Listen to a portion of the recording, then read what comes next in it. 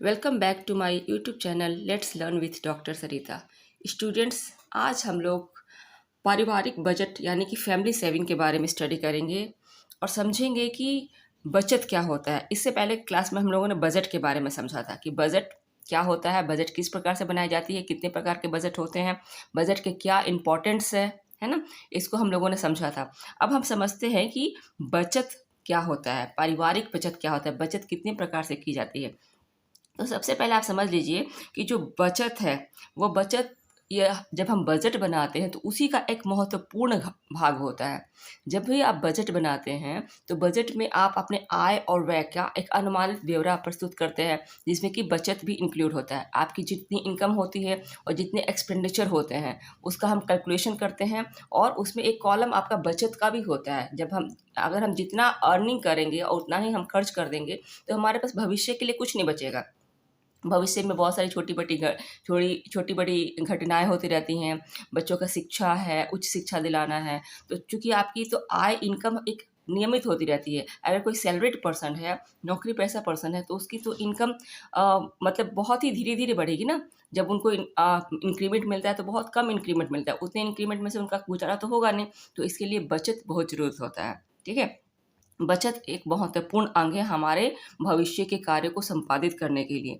तो हम बचत के बारे में इसमें समझेंगे कि बचत किस प्रकार से की जाती है और बचत की क्या फ़ायदे होते हैं। ठीक है, तो पहले हम बचत के अर्थ को समझते हैं कि बचत कहते किसे हैं। देखिए, कुल आय में से उपभोग निकाल देने पर जो कुछ शेष बचता है वो बचत होता है।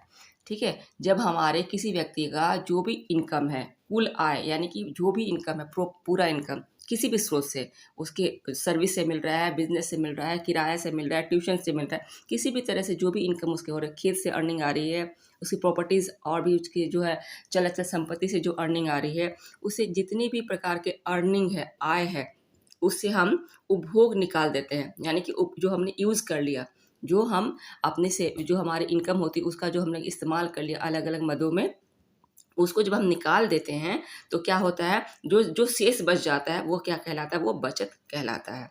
समझ में आई बात। बचत का बहुत ही सिंपल सा फंडा है कि कुल आय में से उपभोग निकाल देने पर जो शेष बचता है, बचत का मतलब बचना चाहिए, तो जो शेष बचेगा उसको हम बचत कहते हैं। बचत क्या है? तो बचत आपका हमेशा उत्पादक के रूप में रखी जाती है। बचत जब भी हम सेविंग करते हैं तो उस सेविंग से भी हमें कुछ प्रॉफिट चाहिए। यहाँ पे उत्पादक का मतलब ये होता है, बचत हमेशा उत्पादक के रूप में रखी जाती है। उत्पादक क्या है कि हमने कुछ बचत करी, ठीक है, हमने जब बचत की तो उससे भी हमें कुछ प्रॉफिट चाहिए। सिर्फ बचत को हम ऐसे रख देंगे तो वो क्या, वो हमारे लिए बेनिफिशियल नहीं है। एक संदूक में पड़ा हुआ पैसा रह जाएगा, है ना। तो उसको हम क्या कहते हैं, संचित धन कहते हैं। जब बचत से किसी भी प्रकार की प्रॉफिट नहीं होती है तो उसको संचित धन कहा जाता है, उसको बचत नहीं कह सकते हैं। बचत में पॉइंट क्या है कि बचत हमेशा उत्पादक के रूप में रखी जाती है। और कहाँ रखी जाएगी तो आपको बेनिफिट मिलेगा, तो बैंक में बीमा करवा लीजिए, पोस्ट ऑफिस में आदि में धन बचत करने से आय में वृद्धि होती है। जब भी हम इन जगहों पे क्या करेंगे, बचत करेंगे, तो हमारी क्या होती है, हमारी जो हमने जो पैसे बचाया है उससे भी हमें क्या होता है, बेनिफिट मिलता है। समझ में आई बात। नेक्स्ट हम बात कर लेते हैं बचत और संचय में अंतर लिख लेते हैं कि बचत और संचय में अंतर क्या है।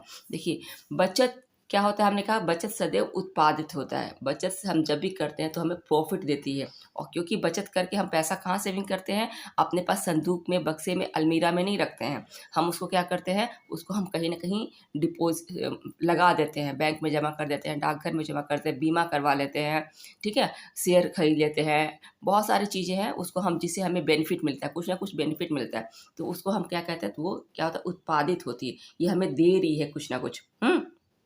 तथा मनुष्य की आय का वह भाग जो भविष्य के किए जाने वाले उपभोग के लिए उत्पादक के रूप में सुरक्षित रखी जाती है, उसको हम क्या कहते हैं, बचत कहते हैं। यह बचत क्या होता है, मैं भविष्य में काम आएगा। किसी बच्चे का शादी विवाह करना है, घर बनाना है, आपको घूमने जाना है, कोई अचानक कोई एक्सीडेंट हो गया, कोई दुर्घटना हो गई, कोई कैजुअलिटी हो गई, तो हम बचत हमारा काम आता है ना। हमें किसी और से उधार लेने की ज़रूरत नहीं होती है, और ये हमारी बचत ही हमारे काम आती है। ठीक है, और संचय क्या होता है, बचत और संचय में यही अंतर है कि संचय अनुत्पादित होती है। संचय या संग्रह आय का वह भाग है जो भविष्य की आवश्यकताओं को पूरा करने के लिए अनुत्पादित रूप में रखी जाती है। इससे भी हम भविष्य की अपनी योजनाओं को क्रियान्वित कर सकते हैं, बच्चों को पढ़ा सकते हैं। जो संचित धन है उसे भी, जो स्टोर है संचित है, अब वो कहीं दूसरे के पास नहीं, उसे हमें कोई जितना है, मान लीजिए 100 रुपये हमने संचित किया है या 1000 संचित किया है या 1 लाख संचित किया है, तो अलमारी में बंद करके रख दिया, बक्से में बंद करके रख दिया, तो उससे में कोई बेनिफिट नहीं हो रहे, उस पर कोई हमें ब्याज नहीं मिल रहा है, तो वो क्या है, वो 100 का 100 ही रहेगा, 1000 का 1000 ही रहेगा, तो वो संचित धन हो जाता है। ठीक है, उसी प्रकार लेकिन जब हम बचत करते हैं तो बचत हम कहीं ना कहीं जमा करा देते हैं, तो उस पर हमें 5%, 10%, जितना भी ब्याज बैंक देता है, ठीक है, जैसे पीपीएफ में 7.1% है, और आपका जो ऐसी सेविंग है उसमें 4, कहीं किसी बैंक का डिफर करता है, किसी बैंक में 3 से 4% आपको सेविंग पे मिलता है बेनिफिट, आपको इंटरेस्ट मिलता है, किसी पे 4 से 5% मिलता है, क्योंकि आजकल तो बहुत सारे बैंक हैं, प्राइवेट बैंक है, आपके प्राइवेट बैंक कुछ ज़्यादा ही आपको इंटरेस्ट देती है, लेकिन प्राइवेट बैंक क्या होता है, वो विश्वसनीय नहीं होता है। सब लोग गवर्नमेंट बैंक पे विश्वास करते हैं, क्योंकि गवर्नमेंट बैंक भले थोड़ा सा इंटरेस्ट कम दे, लेकिन वो क्या होता है, वो विश्वासी होता है, वो डूबेगा नहीं, भागेगा नहीं, कहीं फ्रॉडिंग नहीं होगी, फ्रॉडिंग के चांसेस कम होते हैं। तो इसलिए हम आप प्रेफर करते हैं अपने सेविंग को कि गवर्नमेंट बैंक में, डाकघर में, जो सरकार के, भारत सरकार का होता है, उसमें हम जमा करें। तो संचय आय क्या होता है, संचय आय अनुत्पादित आय के रूप में रखी जाती, भविष्य के कार्य को पूरा कर सकती है। बहुत बड़ा अमाउंट है तो घर भी बनवा सकते हैं, बहुत बड़ा अमाउंट हमने स्टोर करके रखा है, अलमारी में बंद करके रखा है, शादी विवाह कर सकते हैं, बच्चों की शिक्षा में खर्च कर सकते हैं, अलग अलग भविष्य की ज़रूरतों में हम खर्च कर सकते हैं, लेकिन इससे हमें कोई बेनिफिट नहीं मिल रहा है, संचित धन से हमें कोई बेनिफिट नहीं मिलता है। ठीक है, अब बचत का महत्व क्या है, बचत क्यों करना चाहिए हमें, तो हमें हमारी समृद्धि लाती है। जब बचत होता है तो बचत से क्या होता है, समृद्धि बढ़ती है, हमारी समृद्धि कैसे बढ़ेगी, प्रोस्पेरिटी कैसे होगी, आय में वृद्धि होगी। जब हम कहीं बचत करते हैं तो बचत से हमें क्या होता है, हमें इंटरेस्ट मिलता है, इंटरेस्ट मिलता है, तो अगर हमारा पैसा बढ़ रहा है, ठीक है, तो पैसा बढ़ रहा है तो हमारे घर में समृद्धि आएगी, हमारी तरक्की होगी, परिवार का स्टैंडर्ड हाई होगा, है ना। कोई भी परिवार जिस व्यय की आय का अधिक से क्या करता है, जमा कर लेता है, और आपको उस पर इंटरेस्ट मिल रहा है, आपने कहीं बैंक में, डाकघर में, पोस्ट ऑफिस में जीवन बीमा करा लिया, आपको उस इंटरेस्ट मिल रहा है, तो आपको क्या हो रहा है, जितनी आपकी मानसिक आय है उसमें बेनिफिट करा रहा है, तो इससे परिवार में समृद्धि आती है। ठीक है, इजंट इट। नेक्स्ट है इंक्रीज इन इनकम, आय में वृद्धि हो रही है। बचत से क्या होता है, बचत का जब हम करते हैं तो हमें इंटरेस्ट मिलता है, तो इंटरेस्ट मिलता है तो आय में वृद्धि हो रही है। फिर कंट्रोल ऑफ वेस्ट एक्सपेंडिचर, अनावश्यक खर्चों में भी कमी आती है। जब आप बचत करते हैं तो बचत का एक माइंड सेट हो जाता है, आपके दिमाग में है कि मुझे इतना बचत करना है, तो आपके अनावश्यक जो खर्चे होते हैं वो ऑटोमेटिक कम हो जाते हैं। आपका जब मार्केट आप जाएंगे या कुछ परचेज करने जाएंगे, तो चूँकि आपको बचत करने का एक हैबिट हो चुकी है, एक बचत करने की आदत हो चुकी है, मितव्ययता की आदत हो चुकी है, तो आप क्या करेंगे, अनावश्यक जो चीज़ें हैं जो आपके लिए उतनी इंपॉर्टेंट नहीं है, तो उसमें कमी आती है। ठीक है, जिसको बचत की आदत नहीं होती है, तो जितनी सैलरी मिल रही है, जितना उसको बिजनेस से प्रॉफिट हो रहा है, मतलब जितने सोर्सेस उसके इनकम आ रहे हैं, वो सबको खर्च कर देते हैं, तो उनको बाद में क्या होता है, करना पड़ता है, पछताना पड़ता है। जब उनको पैसे की ज़रूरत होती है, उनके पास पैसे नहीं होते, तो फिर वो पछताते हैं। तो बचत से क्या होता है, हम अपने जो हमारे जो फालतू के जो खर्चे होते हैं उस पे क्या होता है, उस पे हम कंट्रोल करते हैं, अनावश्यक खर्चों में क्या होती है, कमी आती है। ठीक है, उसके बाद क्या है, आपके हाई स्टैंडर्ड ऑफ सेव, आपका जीवन स्तर को ऊंचा करते हैं, हाई स्टैंडर्ड ऑफ सेविंग। ठीक है, अच्छी मात्रा में जब आप बचत करते हैं तो आपके जीवन स्तर क्या होती है, ऊंचे स्तर, यानी कि आपका जो स्टैंडर्ड है, लिविंग स्टैंडर्ड क्या होता है, वो हाई होता है। आप एक मध्यम वर्गीय परिवार, एक लोअर फैमिली है, उसकी अगर उसने बचत करने की आदत सीख ली तो धीरे धीरे वो मध्यम वर्गीय में आ जाएगा। मध्यम वर्गीय फैमिली है तो धीरे उसने बचत करने की आदत उसमें है, तो वो अपने स्टैंडर्ड को और बढ़ा सकता है ना। मध्य वर्गीय लोकेलिटी में आपका घर है, आप में बचत करने की हैबिट है, तो आप अच्छी जगह पे घर ले सकते हैं, जो हाई सोसाइटी में घर ले सकते हैं। तो इससे क्या होगा, जीवन का स्तर ऊंचा होता है। अच्छे जो एजुकेटेड पर्सन के, या इनकी जिनका लाइफ स्टाइल ऊंचा है, उनके बीच में रहने से आपका भी लाइफ स्टाइल क्या होगा, ऊंचा होगा।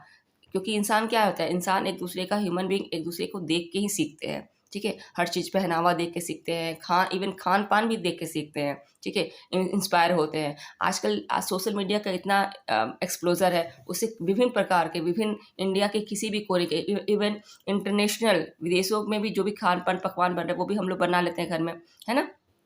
चाइनीज़ वगैरह सब क्या है, पहले के ज़माने में हमारे दादा दादी चाइनीज़ जानते थे, नहीं जानते थे। फास्ट फूड जानते थे? नहीं। ये सब कहाँ है? ये सब हम कैसे जाने? सोशल मीडिया की वजह से। तो आपका क्या होता है, बचत आप जब करते हैं तो आपका जीवन स्तर ऊँचा होता है, ठीक है? फिर fulfilment of long term wants. आपकी जो बचत करने से क्या होता है, आपकी जो दीर्घकालीन आवश्यकता की पूर्ति होती है। दीर्घकालीन आवश्यकता क्या होता है? जैसे कि बच्चों की शादी करना है, उच्च शिक्षा दिलाना है, आकस्मिक कोई बीमारी हो गई, कोई दुर्घटना हो गया, उसके लिए धन हमें हमारे पास होना चाहिए। तो ये क्या होता है, हमारे दीर्घकालीन जो हमने सोचा भी नहीं है उन आवश्यकताओं की पूरी कराता है हमारा जो बचत है, ठीक है? लॉन्ग टर्म्स जो गोल होते हैं, हमने सोचा है कि अभी हमें अच्छा मकान बना लेना है, तो क्या है, लॉन्ग टर्म्स गोल है, क्योंकि उसमें बहुत ज़्यादा धन की आवश्यकता होती है। बच्चे की शादी विवाह में बहुत ज़्यादा धन की खर्ची होते हैं। बच्चे को विदेश पढ़ने भेजना है, उसमें बहुत ज़्यादा धन के खर्च होते हैं। तो क्या होता है, हमारी जो दीर्घकालीन आवश्यकता है उसकी पूर्ति बचत से हम करते हैं। मेंटल सेटिस्फेक्शन मिलता है, आपको मानसिक संतुष्टि भी मिलती है। जब आप जितना अर्न करते हैं उतना खर्च कर देंगे तो अगले महीने फिर टेंशन में रहेंगे, अभी मेरे पास कुछ नहीं है, जब तक सैलरी नहीं मिलेगी, जब तक पैसे नहीं मिलेंगे मंथली, तो हम कैसे चलाएंगे। लेकिन जब बचत की आदत होती है तो आपके पास कुछ ना कुछ सेविंग होता है, तो आप उस सेविंग से अपनी काम चला सकते हैं, जिसमें मेंटल सेटिस्फेक्शन, आपको मानसिक संतुष्टि मिलती है। डेवलपमेंट ऑफ नेशन, और राष्ट्र के विकास में भी जब हम बचत करने की आदत होती है तो बचत करने से क्या होता है, बचत हम कहाँ करते हैं, बचत हम करते हैं बैंक में डालते हैं पैसा, पोस्ट ऑफिस में डालते हैं पैसा, जीवन बीमा कराते हैं। तो वो जब हम पैसा जब बैंक वगैरह में फिक्स डिपॉजिट कराते हैं तो उससे बैंक क्या करता है, बैंक उसको दूसरों को उधार देता है, पूंजीपतियों को उधार देता है, और वो क्या करते हैं, वो कुछ ना कुछ आविष्कार करते हैं, ठीक है? उससे क्या होता है, राष्ट्र का विकास होता है, डेवलपमेंट होता है, बड़े बड़े उद्योगपति नए नए चीज़ों को लाते हैं, और हमारे देश में क्या होता है, इनकम का सोर्स बनता है। तो उससे राष्ट्र के विकास में क्या होता है, डेवलपमेंट होती है। हमारे पैसे ही तो पूंजीपतियों को बैंक देता है ना? हमारे पैसे ही पूंजीपतियों को बैंक देता है, जो हम डिपॉजिट कर लेते हैं, जिसे हमें बार बार निकालने की जरूरत नहीं। हमने 5 साल 10 साल के डिपॉजिट कर दिया, वो बैंक के पास पैसा चला गया, और बैंक ने उस पैसे को, बैंक भी तो इंटरेस्ट कमाता है, बैंक कैसे चलेगा, बैंक अपना लाभ कमाने के लिए फिर वो पूंजीपतियों को उधार देता है और उससे वो इंटरेस्ट लेता है। तो इसे, और जब पूंजीपति पैसे को इन्वेस्ट करते हैं मल्टीनेशनल कंपनीज में वगैरह में, तो क्या होता है, देश का इस तरह से विकास होता है। तो हमारे पैसे से हम भी कहीं ना कहीं जब हम बचत करते हैं तो देश के विकास में हमारा सहयोग जाता है, अप्रत्यक्ष रूप से जाता है लेकिन सहयोग जाता है। तो बचत करने से हमें तो फ़ायदा है ही, हमें इंटरेस्ट मिलेगा, हमारे अगर हमने सेविंग डिपॉजिट कर दी, फिक्स डिपॉजिट, तो 10 साल में हमारे पैसे दुगने हो जाएंगे। प्लस उस पैसे को जो हमने डिपॉजिट करा है अभी, उस पैसे को बैंक देगी पूंजीपतियों को, वो देश के विकास में लगाएंगे, तो इससे देश भी विकसित हो रहा है। तो हम इनडायरेक्ट वे में हम देश के डेवलपमेंट में हम सहयोग कर रहे हैं बचत के माध्यम से, इजंट इट? तो ये तो रहा आपका बचत की आवश्यकता क्या है। अब बचत बचत के क्या निर्धारित तत्व होंगे।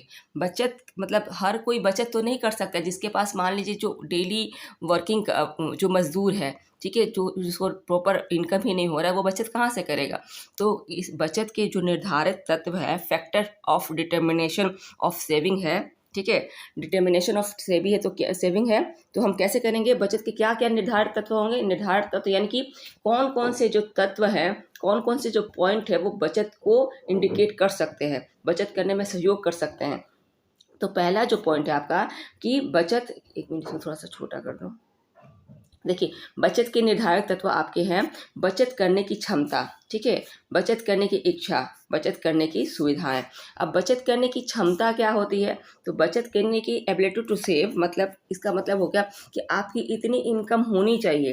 किसी भी व्यक्ति के द्वारा बचत, उसके जो अर्निंग करता है, जो अर्न करता है, उस इतनी उसकी इनकम होनी चाहिए कि वो सेविंग कर सके। अगर उसकी इनकम ही प्रॉपर नहीं होगी, मान लो किसी व्यक्ति का खर्चा 5,000 है और उसकी इनकम हो रही है 5,000 ही हो रही है, या उसी 4,000 ही हो रही है, तो सेविंग कहाँ से करेगा। वो तो अपने डेली जो के खर्चे बड़ी मुश्किल से निकाल पा रहा है, तो बचत करने की उसमें क्षमता नहीं है ना।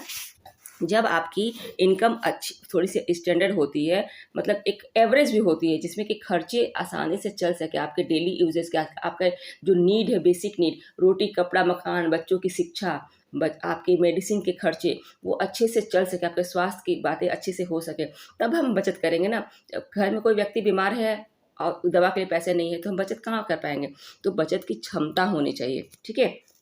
बचत की क्या होनी चाहिए, क्षमता। बचत के लिए आवश्यक है कि आय का वह भाग क्या होता है, हम जितने भी यूजेस हैं, हमारे जितने भी रिक्वायरमेंट्स हैं, उसको ख़त्म होने कर लेने के बाद कुछ पैसा बचे, तो इसको कहते हैं बचत की क्षमता। ठीक है, बचत करने की इच्छा। अब क्षमता है आप में, बचत कर सकते हैं, आपकी इनकम इतनी है कि आप बचत कर सकते हैं, लेकिन बचत करने की इच्छा ही नहीं है, आप फिजूल खर्ची करते हैं, आपके हाथ बहुत खुले हुए हैं। ठीक है, तो आप क्या होगा, डिज़ायर नहीं है आपने बचत करने की। बचत करने की जब इच्छा होगी तभी व्यक्ति बचा पाएगा, वरना उसकी करोड़ों की संपत्ति ऐसी मिट्टी में मिल सकती है, फिजूल खर्ची में उड़ सकता है। ठीक है, मनुष्य की इच्छाएं मनुष्य के कार्य करने के लिए प्रेरित करती हैं और मनुष्य के अंदर जब बचत करने की इच्छा होगी तभी वो बचत कर पाएगा, नहीं तो वो कितना भी इनकम हो, कितनी भी अच्छी खासी से जॉब हो, वो बचत नहीं कर सकता है। उसके बाद बचत की सुविधा। अब बचत की क्षमता भी है, कैपेसिटी भी है, उसकी अर्निंग अच्छी है, बचत करने की इच्छा भी है कि हम बचत करेंगे, लेकिन बचत करने की सुविधा ही नहीं है। सुविधा से मतलब है कि आप बैंक नहीं है, पोस्ट ऑफिस नहीं है, आपके LICs नहीं है, शेयर्स नहीं है, कुछ है ही नहीं सुविधा, तो हम बचत करेंगे कहाँ? तो संदूक में ही रखना पड़ेगा ना, आपको वो संचित धन हो जाएगा, वो फिर बचत नहीं कहलाएगा। तो क्या होगा, बचत करने के लिए सुविधाएं भी होनी चाहिए। ठीक है, बचत करने की सुविधाएं होने से क्या होता है, बचत करने के लिए व्यक्ति इनकरेज होता है, उसको क्या होता है, मोटिवेशन मिलता है। जब सुविधाएं होती है तो उसको व्यक्ति को मोटिवेट मिलता है। तो ये हो गया बचत करने के क्या है, आपके निर्धारक तत्व है कि आपकी एबिलिटी होनी चाहिए, सेविंग बचत करने की क्षमता होनी चाहिए, बचत करने की इच्छा होनी चाहिए और बचत करने की सुविधाएं होनी चाहिए। आपके देश में अब देश में, गांव में, शहर में सुविधा होना चाहिए। बैंक होगा तभी तो आपके शहर में बैंक होगा या आपके गांव में बैंक होगा, तो तभी आप सेविंग कर पाएंगे। इसीलिए सरकार ने क्या है, गांव में आपके ग्रामीण बैंक है, एक गांव छोड़ के मतलब दूसरे गांव में ऐसे करके नियर बाय में आपके ग्रामीण बैंक भी होते हैं कि लोग आसानी से जाके, डाकघर होता है, लोग वहाँ पे जाके बचत कर लें। पहले डाकघरों में बचत की सुविधा नहीं थी, लेकिन डाकघरों में फिर बचत की सुविधा आई, डाकघरों में भी हर स्कीम आ गई, वहाँ पे अब ATM वगैरह की भी सुविधा होती है। तो इस प्रकार बचत करने की सुविधाएं हमारा देश हमें प्रोवाइड कराता है। ठीक है, उसके बाद क्या है, मीन्स ऑफ सेविंग। बचत के क्या क्या साधन हो सकते हैं, हम बचत कहाँ कहाँ कर सकते हैं, कौन कौन से साधन हैं। तो आपके बचत के साधन में आप देख पा रहे हैं, बैंक है। ठीक है, आपका क्या है, बैंक है। ठीक है, उसके बाद जीवन बीमा, बैंक, जीवन बीमा, राष्ट्रीय बचत पत्र, यूनिट्स, उपहार कूपन, लॉटरी, शेयर और आपके डिवेंचर्स वगैरह, ऋण पत्र जिसको डिवेंचर्स करते हैं, प्रोविडेंट फंड, ये सब क्या है, ये बचत के साधन हैं। ठीक है, बैंक, जीवन बीमा, राष्ट्रीय बचत पत्र, यूनिट्स, उपहार कूपन, लॉटरी, शेयर, ऋण पत्र, प्रोविडेंट फंड, ये सब इन जगहों पर हम अपनी बचत, जो बचाई हुई धन को जमा कर सकते हैं और उस पर हम ब्याज प्राप्त करते हैं, जिससे क्या होता है, हमारी समृद्धि आती है, हमें इंटरेस्ट मिलता है। ठीक है, तो सबसे पहले हम बात कर लेंगे बैंक का, कि बैंक क्या है। तो आप देखेंगे कि बैंक क्या है, कि बैंक वह संस्था है जो अपने ग्राहकों से प्राप्त हुए धन का, एक्चुअली यहाँ पे घर लिखा हुआ है, ये घर नहीं होगा, ये क्या होगा आपका धन। ठीक है, धन का, ये मैं कैसे लिखाता है, ढंग से लिखाता भी नहीं है, धन, ठीक है। बैंक वह संस्था है जो अपने ग्राहकों से प्राप्त हुए धन की रक्षा करती है। जो भी हम बैंक में पैसा जमा करते हैं, उसे क्या होता है, हमारे द्वारा जो भी हम लोगों ने जमा करा है पैसा, उसका बैंक क्या करता है, रक्षा तो करता ही है, और फिर हमें ज़रूरत पड़ती है तो ड्राफ्ट के माध्यम से भुगतान भी कर सकती है। ठीक है, जब हमने बैंक में पैसा जमा करा है तो ऐसा नहीं कि हम उसी पैसे को हमें ज़रूरत के अनुसार निकाल नहीं सकते, हम निकालते हैं, ड्राफ्ट के माध्यम से भी निकालते हैं। ठीक है, चेक के माध्यम से भी निकालते हैं। तो हमारा बैंक जब हमें हमारी ज़रूरत होती है तो भुगतान करता है, और जो पैसे हम छोड़ देते हैं, जो पैसे हमने डिपॉजिट कर दिया, अब बैंक को पता है कि ये पैसे एक निश्चित अवधि के बाद अवधि तक हमारा ग्राहक हमसे नहीं लेगा, तो उस पर क्या करता है, बैंक फिर उस धन से अपने लिए आय अर्जित करती है। ठीक है, तभी तो बैंक चलेगा। बैंक को प्रॉफिट नहीं होगा तो कोई भी संस्था या कोई भी व्यक्ति बैंकिंग का काम क्यों करेगा। तो हमसे धन लेती है, हम अपने धन को बैंक में जमा कराते हैं, उसकी सुरक्षा बैंक करती है। ठीक है, उस पर हमें इंटरेस्ट देती है, और हमसे बैंक अर्निंग भी करती है, हमें लोन देती है, हमारे पैसे को डिपॉजिट कर देती है, तो बड़े बड़े पूंजीपतियों को देती है, पंजीपतियों से ब्याज लेती है। तो ये क्या होता है, इससे बैंक को भी प्रॉफिट है और व्यक्ति को भी प्रॉफिट होता है। समझ में आई बात? ओके, तो ये बैंक किस प्रकार से काम करता है, तो एक विद्वान है, उन्होंने बैंक को किस प्रकार से डिफाइन किया है। उन्होंने कहा है, जॉन पेगेट के अनुसार, इनका नाम है क्या है, जॉन पेगेट। जॉन पेगेट ने कहा है कि कोई भी व्यक्ति या संस्था जब तक बैंक कहलाने का अधिकारी नहीं होगा तब तक, जब तक वह जमा के रूप में मुद्रा स्वीकार नहीं करता, यानी कि पैसा जमा करेगा।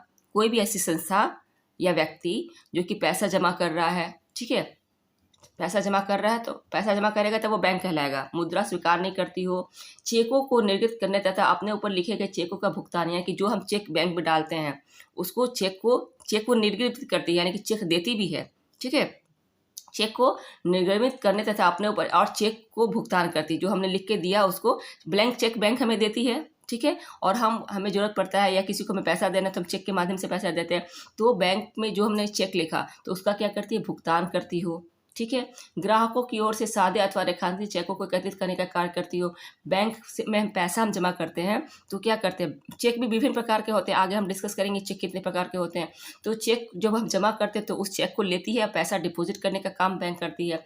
बैंकिंग का उसका ज्ञात व्यवसाय हो, यानी कि कोई भी संस्था जिसको पब्लिक जाने, जनता जाने कि ये बैंकिंग का काम करते हैं। जैसे SBI हम जानते हैं कि SBI क्या है, बैंक है, बैंक ऑफ इंडिया बैंक है, बड़ौदा बैंक है, ICICI बैंक हम जान रहे हैं ना कि बैंक ये है, वहाँ पे पैसा हम जमा कर सकते हैं और वहाँ पे अकाउंट होगा तो हम अपना पैसा निकाल सकते हैं। तो इसका कहने का मतलब है कि बैंकिंग उसका ज्ञात व्यवसाय है, वो पब्लिक जान रही हो तब वो बैंक कहलाने का अधिकार है, ठीक है। जब ग्राहकों को चेक दे रहा हो तब वो बैंक कहलाने का अधिकारी है। जब वो चेक का भुगतान कर रहा हो तब वो बैंक कहलाने का अधिकारी है। जब मुद्रा को डिपॉजिट कर रहा हो तब वो बैंक कहलाने का अधिकारी है। उसके बाद क्या है, स्वयं को बैंकर मानता हो, जो संस्था है वो स्वयं को बैंकर मानती हो और जनता भी उसे ऐसा ही समझती है। हमें पता है कि वो बैंक है, हमें ये पता होना चाहिए। इस प्रकार की व्यवस्था से धनोपार्जन का इरादा उसका गौण, ये गौरव नहीं गौण होगा, ठीक है, गौण मतलब उसका मुख्य, उसका व्यवसाय हो, ठीक है। मुख्य गौण को यहाँ पे मुख्य कर लीजिए, मुख्य व्यवसाय हो, ठीक है। उसका क्या होता है कि यहाँ पे गौरव नहीं होगा, यहाँ पे मुख्य कर लीजिए, मुख्य व्यवसाय हो। ये देखिए, वह स्वयं को बैंकर मानता हो, जनता भी उसे ऐसा समझती हो, जनता भी जानती हो कि ये बैंक है और इस प्रकार उससे अर्निंग भी कर रहा हो, जनता के पैसा से वो अर्निंग करने का इरादा हो तथा उसका मुख्य व्यवसाय क्या हो, बैंकिंग हो, तो ऐसी संस्था को हम बैंक कहते हैं। समझ में आई बात। ये किसने डेफिनेशन दी थी, ये हमारे विद्वान ने डेफिनेशन दी थी, ठीक है, कि बैंक इस प्रकार के कार्य अगर कोई व्यक्ति करेगा तो क्या कहलाएगा, तब वो बैंक कहलाने का कार्य अधिकारी होगा, ठीक है। इस प्रकार को जॉन पेगेट ने हमें कहा कि अगर कोई व्यक्ति इन शर्तों को पूरा कर रहा हो, जैसे कि बैंकिंग उसका ज्ञात व्यवसाय हो, वह स्वयं को बैंकर मानता हो, जनता भी उसे ऐसा समझती हो, वो बैंकिंग से धन उपार्जन करता हो यानी कि धन कमाता हो और उसका ये मुख्य व्यवसाय हो, ठीक है, वो जनता को कि पैसा को मुद्रा के रूप में, कैश के रूप में स्वीकार कर रहा हो, ठीक है, उसको जमा कर रहा हो, जब जब जनता चाहे कि मुझे भुगतान हो तो चेक के माध्यम से भुगतान कर रहा हो, तो इस प्रकार के कार्य को करने वाले संस्था को हम क्या कहते हैं, बैंक कहते हैं। समझ में आई बात। अब बैंक क्या है, तो बैंक के कार्य क्या होंगे, बैंक कौन कौन से कार्य करता है, तो पहले तो बैंक जमा स्वीकार करता है। जमा भी विभिन्न प्रकार से स्वीकार करेगा, स्थायी जमा खाता, चालू खाता, बचत खाता, आवर्ती जमा योजना, पेंशन प्रावधान योजना। फिर खातों का संचालन करती है, जब आपकी पासबुक देता है, आपको चेक बुक देता है और पर्ची देता है। जब आप पैसे डिपॉजिट वगैरह करते हैं तो पर्चियाँ भी, बैंक में आप पैसे निकाले जाते हैं, कभी बैंक गए होंगे तो आप देखेंगे कि पर्ची पे भर के हम पैसा जमा कर देते हैं। तो क्या करता है, और फिर पैसा निकालना होता है तो एक पर्चा होता है वहाँ पे विड्रॉवल वाला, उसको भर के हम पैसा निकाल भी लेते हैं। तो बैंक हमें खातों के संचालन के लिए अलग अलग माध्यम देता है, ठीक है। उसके बाद बैंक क्या देता है, हमें ऋण और उधार भी देता है। हमें जब पैसे की जरूरत होती है, हमारे पैसे नहीं होते हैं, तो जिस बैंक में हमारा खाता होता है तो वहाँ से हम क्या करते हैं, वहाँ से हम ऋण भी ले लेते हैं, यानी कि हम लोन ले लेते हैं, ठीक है। हम क्या कर सकते हैं, लोन ले सकते हैं, ऋण ले सकते हैं, नगद भी ले सकते हैं और अग्रिम राशि, यानी कि पहले हमने कुछ अपनी जमानत, कुछ चीज़ों को जमा करा के वहाँ से ऋण ले लेते हैं। फिर हमें हमारा कोई डिपॉजिट है उस पर भी हम ऋण ले सकते हैं। ओवरड्राफ्ट यानी कि जितना बैंक में पैसा जमा है उससे ज़्यादा अमाउंट भी निकाल सकते हैं। ये आपके किस प्रकार के ग्राहक हैं, आपका बैंक में किस प्रकार का खाता है, उस पर ये सब बातें निर्भर करती है। तो पहले हम देख लेते हैं कि बैंक के जो ये कार्य है, जिसमें हमने कहा कि बैंक क्या करती है, जमा स्वीकार करती है, ठीक है। बैंक जमा स्वीकार करती है तो बैंक को चूंकि अपना व्यवसाय चलाना होता है, ठीक है। बैंक क्या है, एक व्यावसायिक संस्था है ना, वो ऐसे तो हमें हमारे पैसे हमें प्रॉफिट नहीं देगी ना, और ना ही ऐसे हमारे पैसे को संरक्षित करेगी, हमारे पैसे को प्रोटेक्ट करेगी। तो उसके लिए क्या करता है बैंक, चूँकि एक संस्था है जो कि फाइनेंशियल काम करता है और हमसे भी पैसा वो क्या करता है, प्रॉफिट लेता है। तो बैंक का अपना व्यवसाय चलाने के लिए पूंजी की आवश्यकता होती है, जिसके लिए बैंक विभिन्न योजनाएं चलाती रहती है। विभिन्न बैंक द्वारा समय समय पर अनेक प्रकार की योजनाएं आती हैं, ठीक है। तो उस योजनाओं को क्या करती है, बैंक पब्लिक के माध्यम को लॉन्च करती है, और उसको आकर्षित करने के लिए अलग अलग योजनाएं, जैसे इंटरेस्ट रेट को बढ़ा देना, फिक्स डिपॉजिट पे इंटरेस्ट रेट को बढ़ा देना, ठीक है, और आपके लोन का इंटरेस्ट घटाना बढ़ाना, ये सब क्या है, लोगों को आकर्षित करने के लिए कि आपका पैसा हमारे पास रहेगा तो आपको इतना बेनिफिट मिलेगा। तो ये क्या करती है, जमा, इस प्रकार से बैंक जमा स्वीकार करती है। बैंक के क्या कार्य हैं, तो जमा स्वीकार करता है, यानी कि जो भी आप पैसे अपने बैंक में जमा करते हैं तो बैंक क्या करता है, जमा को लेता है। और बैंक जमा स्वीकार करने के माध्यम से क्या, उसमें कितने प्रकार की खाताएं होती हैं, तो स्थायी जमा खाता होता है, चालू जमा खाता होता है, बचत खाता होता है, और आवर्ती जमा योजना या पेंशन। आवर्ती जमा योजना एक अलग है, और पेंशन प्रावधान योजना, ठीक है। ये 5, यहाँ पे आपको उसको 5वां नंबर कर लीजिए या ई कर लीजिए, ठीक है। पेंशन प्रावधान योजना, तो आपका स्थायी जमा योजना यानी कि फिक्स डिपॉजिट अकाउंट, ठीक है। फिक्स डिपॉजिट यानी कि आपने पैसा को फिक्स कर दिया, आप एक निश्चित अवधि तक उस पैसे को नहीं निकालेंगे। तो चूंकि फिक्स, बैंक को पता है कि एक निश्चित अवधि तक आपको उस पैसे की जरूरत नहीं पड़ेगी, तो बैंक क्या करता है, उस पैसे को अलग जगह लगा देता है, शेयर मार्केट में लगा देता है, पूंजीपतियों को दे देता है, जिससे बैंक को अच्छा खासा इंटरेस्ट मिलता है। तो इससे बैंक अपना व्यवसाय करती है, ठीक है। स्थायी जमा खाता वह खाता है जिसमें कि जमाकर्ता एक निश्चित अवधि के लिए जमा की जाती है। जमाकर्ता अपने पैसों को एक निश्चित अवधि के लिए जमा करते हैं, जिस पर बैंक ब्याज देता है, ठीक है, एक निश्चित ब्याज भी देता है बैंक। तो लोग इसमें ज़्यादा इंटरेस्टेड रहते हैं, क्योंकि उनको पता होता है कि बैंक हमें कितना ब्याज देगा, पहले से ही पता होता है कि बैंक हमें इस पर, हम अगर फिक्स डिपॉजिट कराते हैं तो कितना ब्याज हमें देगा। ब्याज की दर जमा राशि की अवधि के अनुसार निर्धारित की जाती है। अगर आप फिक्स डिपॉजिट आप 6 महीने के लिए भी कर सकते हैं, 3 महीने के लिए भी कर सकते हैं, 1 साल के लिए भी कर सकते हैं, 10 साल के लिए भी कर सकते हैं। तो उस पर आपका इंटरेस्ट का रेट बढ़ते जाता है, ठीक है। और जब आपकी अवधि पूरी हो जाती है तो आप पैसा निकाल सकते हैं अपने इंटरेस्ट के साथ। समझ में आई बात। ब्याज जब आपका पूरा समय पूरा हो जाता है तो आप क्या करते हैं, फिक्स डिपॉजिट से अपना पैसा निकाल सकते हैं, ठीक है। और जब आवश्यकता पड़ने पर, अगर आपका समय पूरा नहीं भी हुआ है तो आवश्यकता पड़ने पर आप अपने फिक्स डिपॉजिट पर लोन भी ले सकते हैं, ठीक है। जितना भी आपने पैसा जमा कर लिया, मान लो किसी ने फिक्स डिपॉजिट कराई 5 लाख की, ठीक है, 5 लाख की आवश्यकता जमा करा दी 5 साल के लिए, और उसको ज़रूरत पड़ गई बीच में पैसे की, तो आपका जितना भी पैसा उसमें जमा है उसका 75% आप उसको लोन ले सकते हैं। लेकिन आपकी लोन की इंटरेस्ट ज़्यादा होगी। जो बैंक आपको लोन दे रहा, इंटरेस्ट देता है हमेशा से, तो उससे इंटरेस्ट की रेट ज़्यादा होगी। तो कभी भी फिक्स डिपॉजिट पे लोन लेने की कोशिश नहीं करनी चाहिए, क्योंकि उससे हमें घाटा होता है, ठीक है। समझ में आई बात।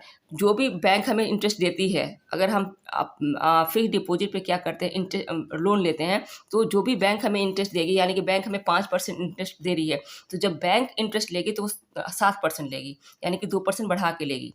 अभी आपके लोन, जो भी आप पर्सनल लोन वगैरह ले रहे, बहुत प्रकार के लोन होते हैं, पर्सनल लोन होता है, कार लोन होता है, अलग अलग चीज़ों के लिए आजकल तो बहुत सारे ऑफर्स आ गए हैं, ठीक है, क्रेडिट कार्ड्स आ गए हैं, उस पर भी आपको लोन मिलता है। तो क्या होता है, हम यहाँ पे बात करते हैं स्थायी जमा खाता की, कि स्थायी जमा खाता क्या होता है, फिक्स डिपॉजिट, यानी कि एक निश्चित अवधि के लिए हम अपने पैसे को बैंक में जमा कर देते हैं और बैंक हमें एक निश्चित ब्याज देता है। उसके बाद चालू जमा खाता है। चालू जमा खातों को हम क्या कहते हैं, करंट अकाउंट कहते हैं, ठीक है। करंट अकाउंट क्या होता है, तो इसमें जब हम पैसा जमा करते हैं तो जितनी आपकी इच्छा होती है, जब इच्छा होती है तो अपने इच्छा अनुसार पैसा जमा करा सकते हैं, और जब इच्छा होगी तो पैसा निकाल सकते हैं।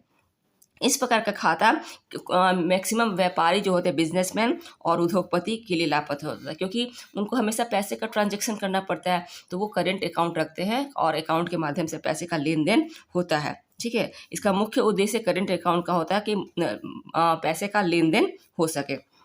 यह मैक्सिमम व्यापारियों द्वारा संचालित किए जाते हैं आपके करेंट अकाउंट। इसमें कि जमा राशि में क्या होता है, एक समय अनिश्चित होती है, यानी कि जब आपके जमाकर्ता को पैसे की जरूरत पड़ेगी वो पैसा निकाल सकता है। तो इस पर क्या होता है, बैंक हमें इंटरेस्ट नहीं देता है, ठीक है, बहुत ही देता भी तो बहुत ही मिनिमल देता है, बहुत ही कम देता है जमा आपके चालू जमा खाता में। और उसके बाद बात कर लेते हैं हम बचत खाता की। बचत खाता क्या है? इसको हम कहते हैं सेविंग अकाउंट। सेविंग अकाउंट जो आपकी मध्यम वर्गीय परिवार है या जो लोअर फैमिली है, वो उसमें ज़्यादा ये प्रचलन में है सेविंग अकाउंट। इसमें छोटी छोटी बचत को हम अपने बैंक में जमा करा देते हैं। और जब हम अकाउंट खुलाते हैं तो कम से कम 500 का अकाउंट खुलाना पड़ता है। और इसमें छोटा छोटा अमाउंट आप बैंक में जमा करके एक बड़ा अमाउंट बना सकते हैं, ठीक है। और इस पे बैंक हमें निश्चित ब्याज भी देता है, 3 से 4% ब्याज हमें मिलता है इस पर। उसके बाद आपका है आवर्ती जमा योजना। आवर्ती जमा योजना का मतलब होता है आपकी रेकरिंग, जो कि आवर्ती जमा योजना, इसमें हर महीने आवर्ती जमा योजना होता है कि इसमें व्यक्ति जमा करता है, ये डिसाइड करता है कि हर महीने वो एक फिक्स अमाउंट उसमें जमा करेगा। मान लीजिए कोई व्यक्ति 1,000 रुपये हर महीने जमा कर रहा है, तो जनवरी में करेगा, फरवरी में करेगा, मार्च, यानी कि हर महीने करेगा इस पर, ठीक है। और इस पर बैंक क्या करता है, इस पर बैंक फिर उसको ब्याज देता है। इस पे आवर्ती जमा योजना में एक छोटी छोटी अमाउंट से भी हम बड़ा अमाउंट खड़ा कर सकते हैं। इस योजना के अंतर्गत जैसे जमा करता है, मान लीजिए कि 1,000 जमा कर रहा है या 2,000 या 3,000 या 5,000 जमा कर रहा है, तो एक निश्चित अमाउंट हम जमा करते हैं। हम 6 माह के लिए भी कर सकते हैं, हम 10 साल के लिए भी कर सकते हैं। तो एक निश्चित राशि माह के अंत में अनिवार्य रूप से जमा करानी पड़ती है। अधिक या अगर कोई व्यक्ति जनवरी में उसने जमा कराया, फरवरी में उसने नहीं जमा कराया, तो फिर उसको क्या करना पड़ेगा, उसको फाइन भी देना पड़ेगा, ठीक है। उसको फाइन भी देना पड़ेगा अगले महीने। अगर उसने फरवरी में जमा नहीं कराया तो उसको जब मार्च में जमा करेगा तो एक टाइम होता है, आपको ग्रेस मिलता है पीरियड, उतना में कर सकते हैं। अगर नहीं कराया तो आपको फिर फाइन देना पड़ेगा। तो आप मार्च में जब जमा करेंगे तो फरवरी का तो जमा करेंगे ही 1,000, लेकिन आपको फाइन भी देना पड़ेगा, ठीक है। तब आपने मार्च में जमा करा सकते हैं। तो आपके आवर्ती जमा योजना में एक निश्चित अवधि के उपरांत समस्त जमा राशि क्या होती है, ब्याज के सहित मिल जाती है, ठीक है। उसके बाद हम बात कर लेते हैं खातों का संचालन। बैंक क्या और काम कर रहा है, तो खातों का संचालन करता है। खातों के संचालन में क्या है, पर्ची पुस्तिका देता है बैंक, हमें चेक बुक देता है, हमें पासबुक देता है ना। इस प्रकार से वो क्या कर रहा है, बैंक में जो भी जिन व्यक्तियों के क्या है खाते हैं, उसको आसानी से चलाया जा सकता है। बैंक का दूसरा काम आपने सबके घर में देखा होगा, चेक बुक, पासबुक। अब तो हर स्टूडेंट को भी क्या है, स्टूडेंट क्रेडिट कार्ड होता है, तो क्या होता है, हर के पास पासबुक है। पासबुक आपने देखा होगा, पासबुक का फंक्शन भी जानते होंगे कि पासबुक कैसे काम करता है, चेकबुक कैसे काम करता है ना। और आपका जमा पर्ची, जब भी आप बैंक में पैसा धन जमा करने जाते हैं तो आपको एक पर्ची भर के देना होता है, उसके माध्यम से पैसा क्या होता है, जमा होता है। नेक्स्ट बात करते हैं ऋण अथवा उधार। बैंक हमें समय समय पर जब जरूरत पड़ती है आपको, तो बैंक हमें ऋण भी देती है। बैंक क्या करती है, हमें ऋण देती है। जब आपके पास पैसे नहीं होती हैं तो उसको क्या कहते हैं, ऋण देती है, नगद ऋण देती है, जैसे कि कैश क्रेडिट इसको कहते हैं। इस योजना के अंतर्गत बैंक किसी व्यक्ति या संस्था को ऋण दे सकती है, और ऋण के बदले वो क्या करेगी, उसकी कुछ ना कुछ प्रॉपर्टी अपने पास जमानत के रूप में गिरवी रखती है, ठीक है। गिरवी रख लेती है। गिरवी क्यों रखेगी, तो अगर व्यक्ति पैसा निकालता है और समय पे नहीं देता है, तो उसने जो भी सामान गिरवी रखा है, ठीक है, तो बैंक क्या करती है, उसका उपयोग क्या कर लेती है, अन्य जगह, मतलब जब तक वो आदमी अपने पैसा जमा करता रहेगा, तब तो गिरवी रखी हुई सामान एक निश्चित समय पर उसको मिल जाएगी। लेकिन जब जमा नहीं करता है, जब बैंक को आप उसका ऋण की राशि ब्याज के रूप में जमा नहीं करता है, तब वो क्या करेगी, बैंक उसकी सामान प्रॉपर्टी को बेच के नीलाम कर सकती है, ठीक है। नेक्स्ट है अग्रिम ऋण राशि। पहले हमने क्या देखा, ऋण देखा, उसके बाद ऋण और अग्रिम राशि।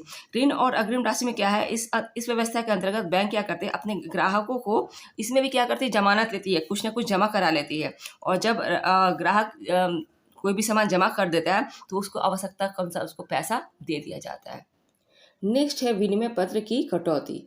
विनिमय पत्र की कटौती में क्या होता है, यह भी बैंक में का ऋण देने का एक विधि है, यानी कि इसके माध्यम से भी बैंक हमें ऋण देती है। इसके अंतर्गत क्या होता है कि बैंक सावधि नियम विनिमय पत्रों की अवधि के पूर्व भुगतान कर ग्राहकों को ऋण प्रदान करता है। यानी कि जब आपने कोई भी चीज़ परचेज किया है, तो आपकी जो समय, आप जिस समय के लिए आप लोगों ने उस चीज़ की खरीदारी करी है, उसके समय से पूर्व भी हम उस पर क्या करते हैं, लोन ले सकते हैं, ठीक है। लोन ले सकते हैं, और एक तरह से एक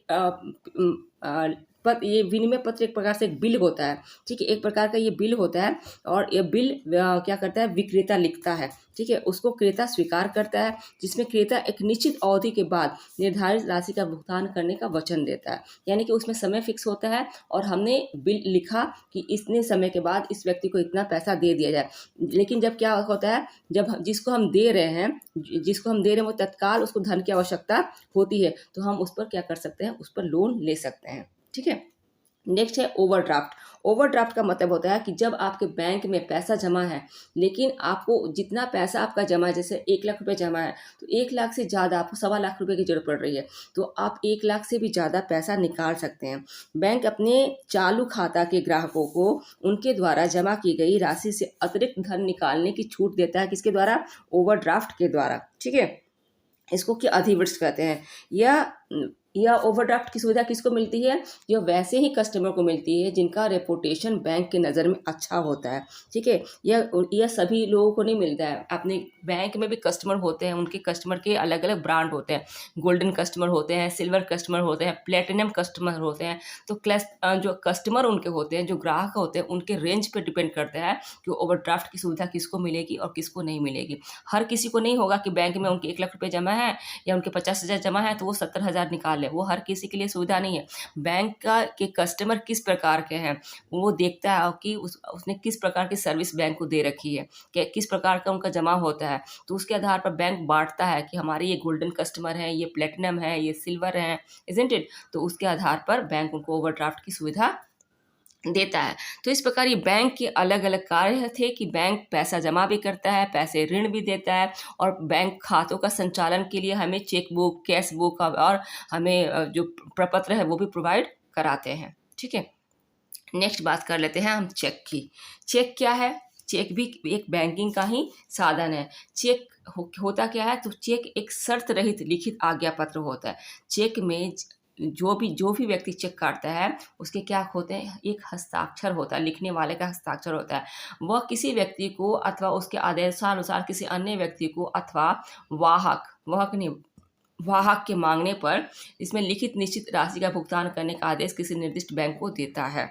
चेक आप सबने देखा होगा कि चेक के माध्यम से हम पैसे जमा भी करते हैं, और अगर किसी व्यक्ति ने हमें चेक दिया, किसी संस्था ने हमें चेक दिया है, तो चेक के माध्यम से हम क्या करते हैं, पैसे जमा भी करते हैं और पैसे की निकासी भी करते हैं। अपना हम चेक किसी दूसरे को भी दे सकते हैं ताकि वो पैसा निकाल ले, लेकिन उसकी कुछ नियम होते हैं। मान लीजिए कि आपके नाम का चेक है और आपने किसी और को डिपॉजिट करने के लिए दिया है, तो आप चेक के पीछे यानी कि उसकी पीठ पर अपना साइन कर लेते हैं, ठीक है। अलग अलग बैंक में अलग अलग नियम होता है। तो चेक के द्वारा हम क्या मुख्य रूप से काम करते हैं, पैसे निकालते हैं और पैसे हम जमा भी करते हैं। किसी अन्य व्यक्ति को भी दे सकते हैं कि आप जाइए और ये पैसे जमा कर दीजिए या पैसे निकाल लीजिए, वाहक मतलब किसी और को दे रहे हैं, ठीक है। और बैंक उसके लिए प्रतिबद्ध होता है कि हाँ वो पैसा वो चेक का भुगतान करेगा, ठीक है। चेक के कितने प्रकार हो सकते हैं, तो चेक को एक कहते हैं, एक प्रकार का चेक है वाहक चेक, दूसरा आदेश चेक, रेखांकित चेक, प्रमाणित चेक, कोरा चेक। चेक के इस प्रकार से विभिन्न प्रकार है।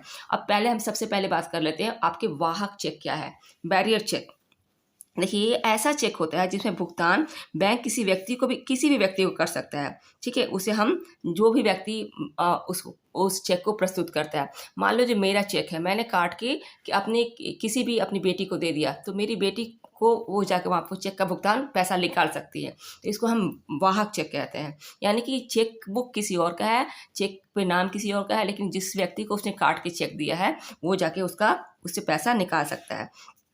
तो ऐसा चेक होता है जिसका भुगतान बैंक किसी भी व्यक्ति को कर देता है। उसे भुगतान हेतु बैंक जिस व्यक्ति ने उसको बैंक में प्रस्तुत किया है, यानी बैंक में जो व्यक्ति ले गया है उसको हम वाहक चेक कहते हैं। आदेश चेक, ऑर्डर चेक क्या होता है, तो ऐसा चेक किसी निर्दिष्ट व्यक्ति या उसके आदेशित व्यक्ति को ही दे होता है। यानी कि हमारा चेक है, हमने उस पर लिख रखा है by order cash, order cheque, तो उस पर लिखा होगा आदेश चेक, तो और जो व्यक्ति लेके जाएगा और उस पर उसका नाम लिखा रहेगा तो बैंक उसी को देगा, ठीक है। ऐसा चेक किसी निर्दिष्ट व्यक्ति या उसके आदेशित व्यक्ति को, उस चेक पे लिखा रहेगा कि इस व्यक्ति को अमाउंट देना है, ठीक, उसका नाम लिखा रहेगा तो उसको अमाउंट वो मिल जाएगा, तो उसको आदेश चेक कहते हैं, ठीक है। नेक्स्ट है आपका रेखांकित चेक। रेखांकित चेक भी क्या होता है, इस पर जब मान लीजिए आपका चेक बुक है ऐसे, ठीक है, ये चेक बुक है, तो चेक बुक का जो स्टार्टिंग होता है वहाँ पे रेखांकित 2 रेखाएं ऐसी खींची रहती हैं, इसको रेखांकित हम खींची नहीं रहती है, जो व्यक्ति चेक बनाता है रेखांकित चेक वो ऐसे खींच देता है, तो इसको हम क्या कहते हैं, क्रॉस चेक कहते हैं। ऐसा चेक होता है जिसमें मुख पर 2 तिरछी रेखाएं खींची होती है, इन रेखाओं के कुछ लिखा भी रह सकता है, ठीक है, पे किसको पे करना ये भी हम लिखा रह सकते हैं, अकाउंट पे ये भी हम लिख दे सकते हैं, यानी कि अकाउंट में ही पे होगा ऐसा चेक, ठीक है। तो जो भी चीज़ें लिखी होती हैं उसको उसके अकॉर्डिंग बैंक फंक्शन करता है। ऐसा चेक का भुगतान बैंक की खिड़की पर प्राप्त नहीं किया जाता है, उसको क्या किया जाता है, उसको जमा किया जाता है। ऐसे चेक को हम अकाउंट में जमा कराते हैं, ठीक है, इसको अदाता के खाते में जमा किया जाता है और उसका भुगतान बैंक के माध्यम से संभव हो पाता है। रेखांकित चेक से क्या होता है, हम पैसा हमें तुरंत नहीं मिलता है, हम अपने अकाउंट में जमा कराएंगे, फिर अकाउंट के माध्यम से फिर हम निकालेंगे, इसको हम क्या कहते हैं, रेखांकित चेक, ठीक है।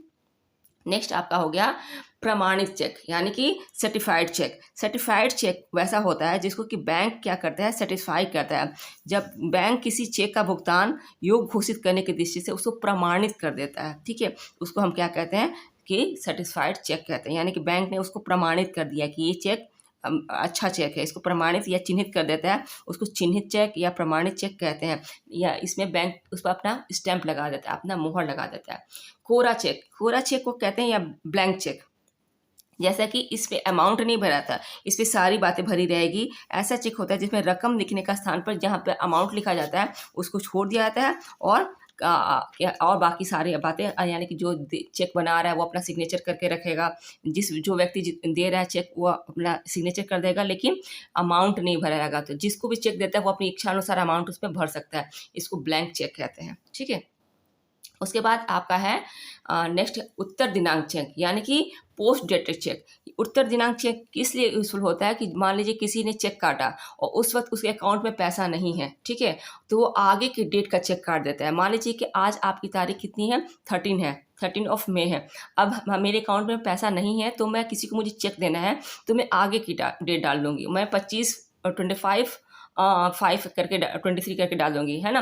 तो ये आगे का चेक, आज मैं चेक काट रही हूँ, ठीक है, उत्तर दिनांक चेक में आज हम चेक काट रहे हैं 13 तारीख को, लेकिन उसमें डेट डालेंगे हम 25/5/2023 डालेंगे डेट, तो इसको हम उत्तर दिनांक चेक कहते हैं, ठीक है। ये क्यों किया जाता है, क्योंकि हमें अगर ऐसा लग रहा है कि हमारे अकाउंट में जितने की चेक मैंने काटी उतना पैसा नहीं है, तो हम आगे की डेट, अब हमें पता है कि हमें 25 तारीख तक हमें हमारे अकाउंट में पैसा आ जाएगा, ठीक है, हमें 23-24 तक पैसा आ जाएगा, तो फिर वो व्यक्ति उस चेक का भुगतान कर सकता है, ठीक है। तो इसको हम क्या कहते हैं, आपके पोस्ट डेटेड चेक कहते हैं।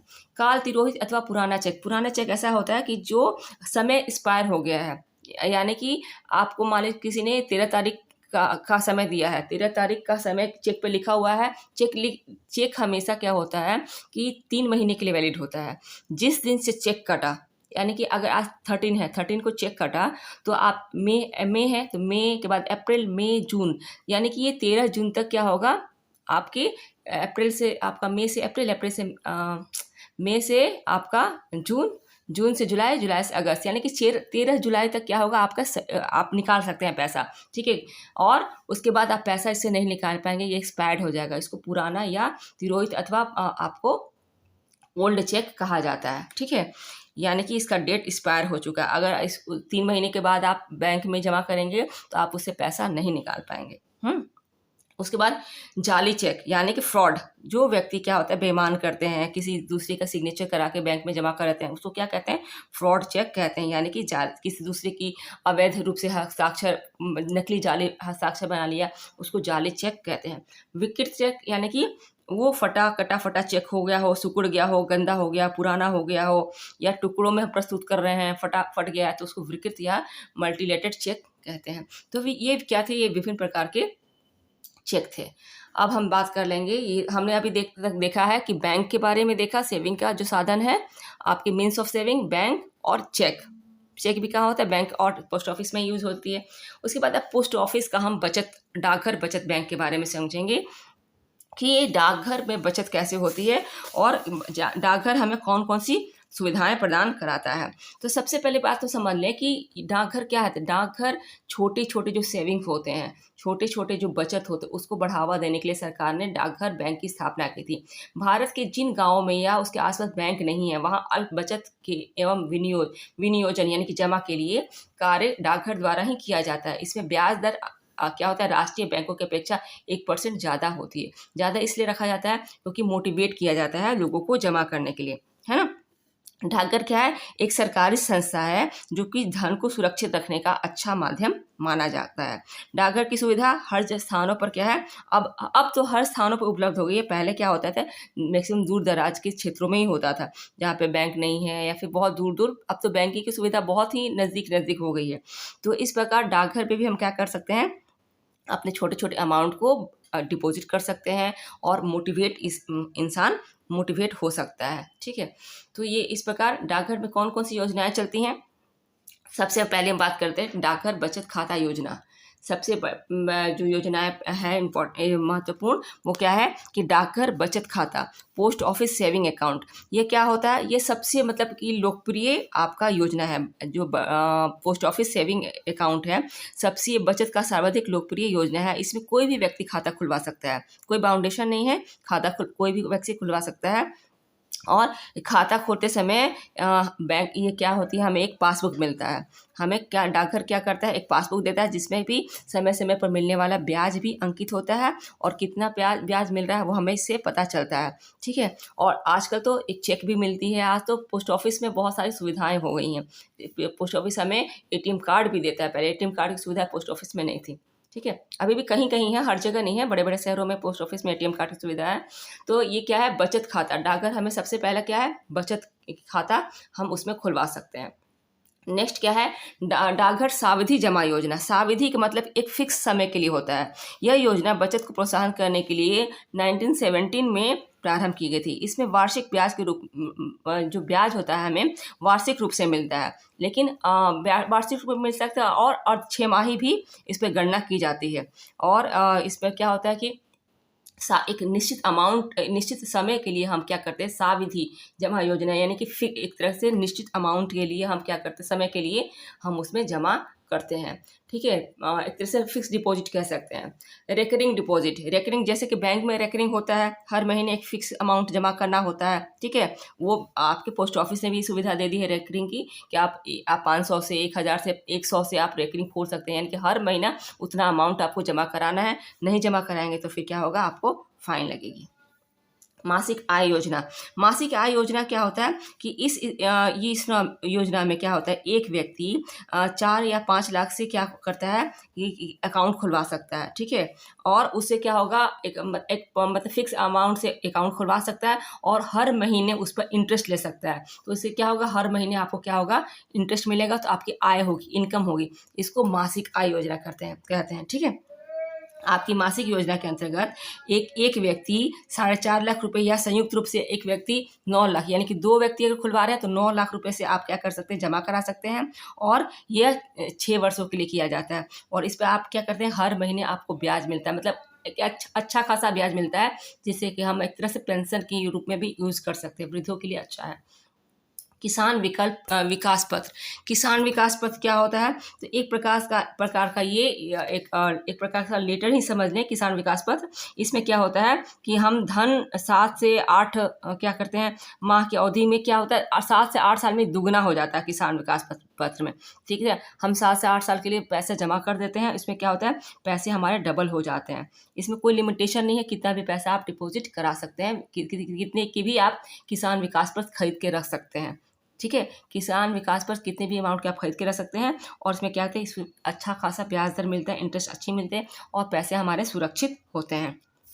ठीक है, नेक्स्ट है 15 वर्षीय भविष्य निधि। इसको कहते हैं पीपीएफ, 15 वर्षीय भविष्य निधि।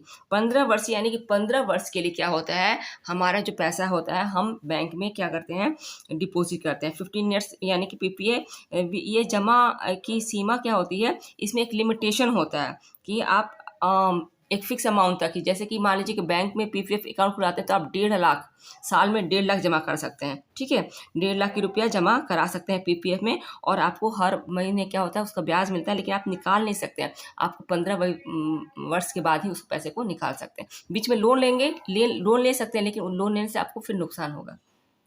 सामान्य प्रोविडेंट फंड, ठीक है, इसको जीपीएफ कहते हैं। सामान्य प्रोविडेंट फंड यानी कि जीपीएफ, ये जीपीएफ बचत की यह सरकारी योजना है। इसके अंतर्गत सरकारी सेवारत कर्मचारियों के वेतन के साथ सामान्य प्रोविडेंट फंड कट जाता है। ये जो जीपीएफ है, ठीक है, जीपीएफ जिसकी बात कर रहे हैं, ये सिर्फ गवर्नमेंट एम्प्लॉय के लिए, जीपीएफ गवर्नमेंट एम्प्लॉय के लिए होता है। ठीक है, जीपीएफ का जो सुविधा होता है आपके गवर्नमेंट एम्प्लॉय के लिए है, उनकी सैलरी के साथ ही वो कट जाता है, और उसके बाद में आपको वो पैसा इंटरेस्ट के साथ ही आपको मिलता है। ठीक है, जीपीएफ में पैसा आपको क्या होगा, इंटरेस्ट के साथ आपको मिलता है, और धीरे धीरे क्योंकि हर महीने कटता है तो धीरे धीरे एक बड़ा अमाउंट आपकी जीपीएफ के थ्रू आपका बड़ा अमाउंट बन जाता है। ठीक है, राष्ट्रीय बचत योजना, राष्ट्रीय बचत योजना है आपका नेशनल सेविंग स्कीम। ये कब शुरू हुई थी, तो 1987 में। ठीक है, इसको क्या एनएसएस भी कहते हैं, national saving scheme.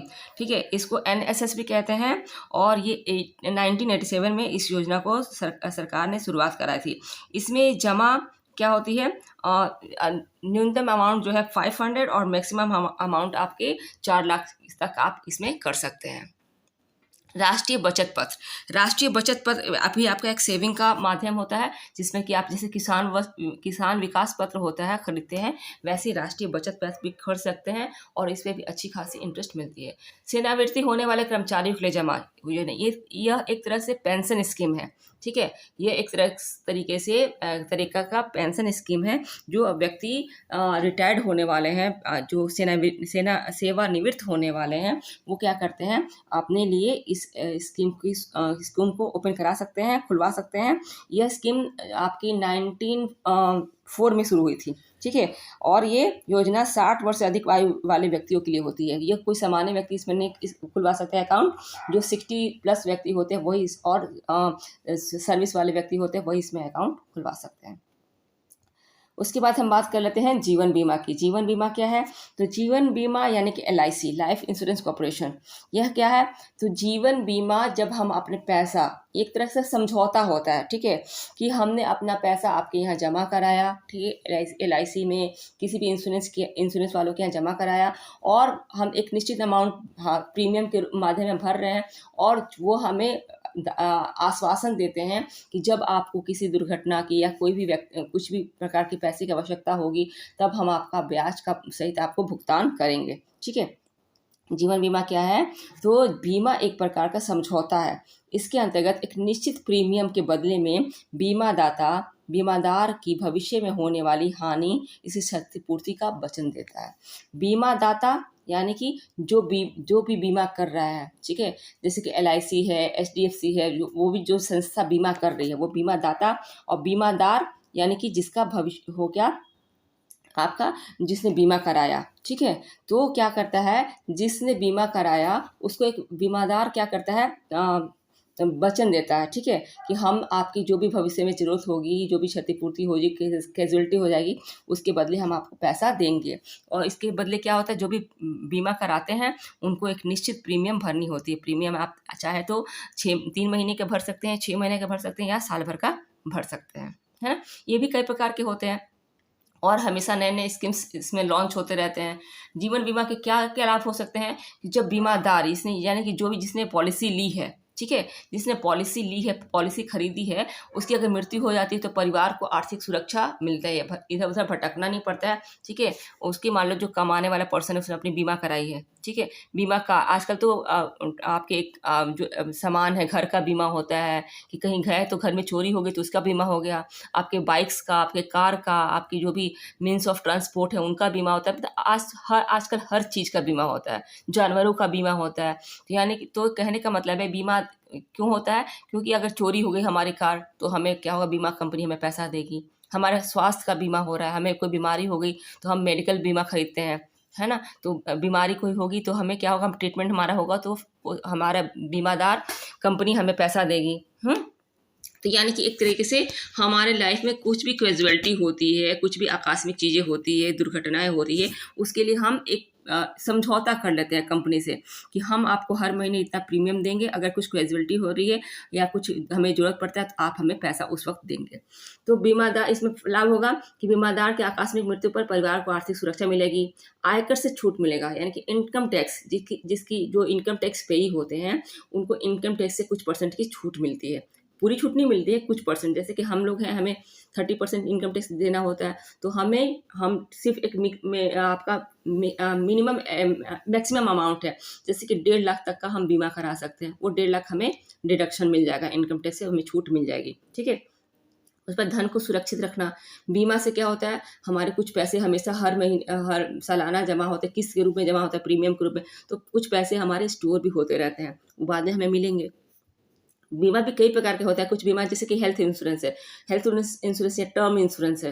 Term insurance में पैसा आपको मिलता नहीं है, जब कुछ कैजुअलिटी होगी और उस टर्म के अंदर होगी, उस टर्म पीरियड के अंदर, मान लो किसी ने 65 साल के लिए टर्म इंश्योरेंस खरीदा और आपके 64वें साल या 63वें साल आपको कुछ कैजुअलिटी हो जा रही है, तब वो पैसा आपके परिवार को मिलेगा।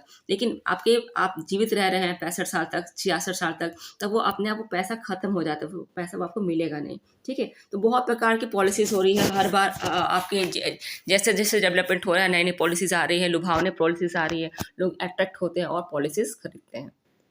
ठीक है। उसके बाद क्या है, धन को सुरक्षित रखा जाता है, बचत का अच्छा माध्यम है, एक तरह का मीन्स ऑफ सेविंग है, और राष्ट्रीय निर्माण में जब सेविंग होगी तो राष्ट्र के निर्माण में हमारा पैसा इनडायरेक्ट वे में क्या होता है, काम आता है। ठीक है। उसको जहाँ भी हम डिपॉजिट कराते हैं वो फिर दूसरी जगह उस पैसे को लगाते हैं और उससे इंटरेस्ट कमाते हैं, और जो फिर ऐसी एक चैन चलती रहती है और देश के विकास में हम काम आते हैं।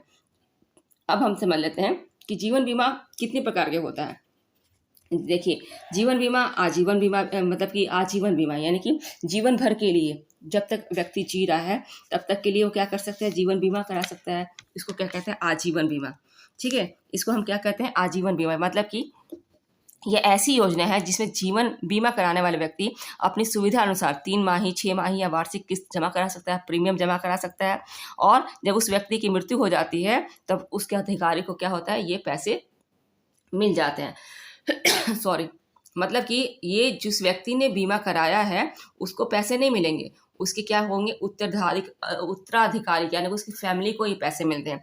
आजीवन बीमा योजना इसमें कहते हैं। जैसे हमने जीवन बीमा कराया, आपने पॉलिसी ली, ठीक है, और हम एक निश्चित अमाउंट भर रहे हैं, या तो हम तिमाही भर रहे हैं, या हम 6 माही भर रहे हैं, या हम सालाना भर रहे हैं। लेकिन जब पैसा मुझे तब तक जितने सालों के लिए मैं कराया उसमें अगर मैं जीवित रह रही हूँ, ठीक है, तो मुझे पैसा नहीं मिलेगा, क्योंकि आजीवन है, जीवन भर के लिए, जब तक मैं जीऊँगी तब तक ये मुझे वो किस्त भरना पड़ेगा। ठीक है। लेकिन वो पैसा कब मिलेगा, तो पैसा हमारी फैमिली को मिलेगा, हमारे बच्चों को मिलेगा, जब वो हमारी डेथ हो जाएगी। उसको आजीवन बीमा कहते हैं, यानी कि जीवन भर के लिए, जब तक हम जिएंगे तब तक बीमा। उसके बाद सीमित भुगतान जीवन बीमा। सीमित भुगतान जीवन बीमा पॉलिसी में क्या होता है कि बीमा कराने वाले व्यक्ति एक निश्चित जो धन है, निश्चित जो आपकी पूंजी है, और निश्चित अवधि के लिए जमा कराता है। ठीक है। परंतु बीमा का धन उसके उत्तरदायी को मृत्यु के बाद ही मिलता है। एक फिक्स समय के लिए हमने मान लीजिए कि हमने 10 साल के लिए बीमा कराया, ठीक है, 10 साल के लिए बीमा कराया, और तब लेकिन क्या होगा, सीमित और निश्चित समय के लिए और निश्चित अमाउंट का बीमा कराया, तो फिर उसका भुगतान किसको किया जाता है, हमारे जो नॉमिनीज होंगे उसको भुगतान मिलता है, यानी कि उसको पैसा मिलता है। बंदोबस्त बीमा, इसमें एक निश्चित अवधि में जब प्रीमियम की पूरी किस्त भर दी जाती है तो बीमे का धन बीमा कराने वाले व्यक्ति को मिल जाता है। ठीक है। मान लो हमने 10 लाख का बीमा कराया और 10 साल के लिए कराया, तो 10 साल पूरा होने के बाद वो पैसा हमें मिल जाएगा, मुझे मिल जाएगा। ठीक है। जीवित, इसमें मरने की कोई ज़रूरत नहीं है, हमारे उत्तराधिकारी को नहीं मिलेगा, हमें ही मिल जाएगा, क्योंकि हम जीवित हैं, तो उसको बंदोबस्त जीवन बीमा कहते हैं। इसमें होता है एक निश्चित अवधि में जब प्रीमियम की पूरी किस्त हम भर देते हैं तो बीमे का धन बीमा कराने वाले व्यक्ति को मिल जाता है। मिश्रित जीवन बंदोबस्ती, मिश्रित जीवन बंदोबस्ती में होता है 2 लोगों की पॉलिसी एक साथ होती है। ठीक है। यह पॉलिसी चुने गए या निश्चित किए गए 2 व्यक्ति क्या है कि मैं और मेरे हस्बैंड का पॉलिसी एक साथ ले सकते हैं, इसको हम क्या कहते हैं, मिश्रित जीवन बंदोबस्ती, ठीक है। इसमें 2 व्यक्ति की और क्या होता है, अगर एक की मृत्यु होगी तो दूसरे को धन मिल जाएगा। तो इसमें ये पॉलिसी क्या होती है, एक निश्चित समय के लिए निश्चित अमाउंट की पॉलिसी होती है और इसमें 2 लोगों की पॉलिसी एक साथ हो जाती है, ठीक है। अगर इसमें फ़ायदा ये होता है कि एक की मृत्यु अगर होती है तो दूसरे व्यक्ति को वो पॉलिसी का पैसा मिल जाता है। बहुउद्देशीय बीमा योजना, इसको मल्टीपर्पज़ पॉलिसी भी कहते हैं। इसमें बहुत सारे आपके बेनिफिट्स होते हैं, जैसे कि इसमें परिवार की सुरक्षा, शिक्षा, विवाह, आपकी वृद्धावस्था में पेंशन आदि कई प्रकार के स्कीम होते हैं। और इसकी अवधि क्या होती है, इसकी अवधि केवल 30 वर्ष की अवधि के लिए होता है, जब बीमा कराने वाले व्यक्ति की आयु 60 वर्ष से अधिक नहीं होनी चाहिए। यानी कि बीमा कराने वाले व्यक्ति की आयु एक फिक्स होनी चाहिए, 30 वर्ष से कम नहीं होनी चाहिए और 60 वर्ष से अधिक नहीं होना चाहिए। तो उसको वो व्यक्ति बहुउद्देशीय बीमा पत्र का फ़ायदा ले सकता है।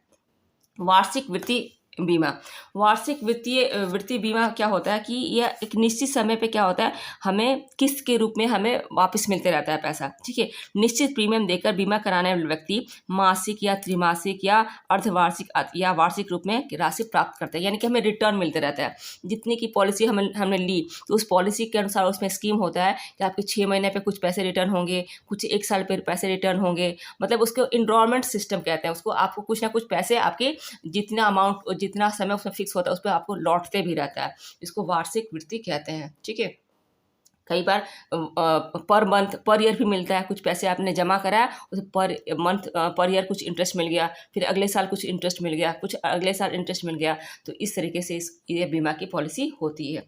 धन वापसी बीमा, धन वापसी बीमा क्या होता है, तो इसमें इस योजना में मतलब कि समय का क्या होता है कि जब पूरा हो जाता है आपका, तो जमाकर्ता को अपनी आवश्यकताओं को पूरा करने के लिए इस प्रकार की बीमा का योजना करते हैं। जब समय पूरा हो जाता है पूरा का पूरा धन आपको मिल जाता है। जैसे कि कोई पॉलिसी आपने किसी व्यक्ति ने ली है 5 साल पहले, ठीक है, तो उसमें क्या होगा, फिक्स होगा कि 5 साल तक और आप रख देंगे तो वो पैसा आपको डबल होकर मिल जाएगा, तो यानी कि वो पैसा मिल जा रहा है। तो इस प्रकार की पॉलिसी को हम क्या कहते हैं, धन वापसी पॉलिसी कहते हैं।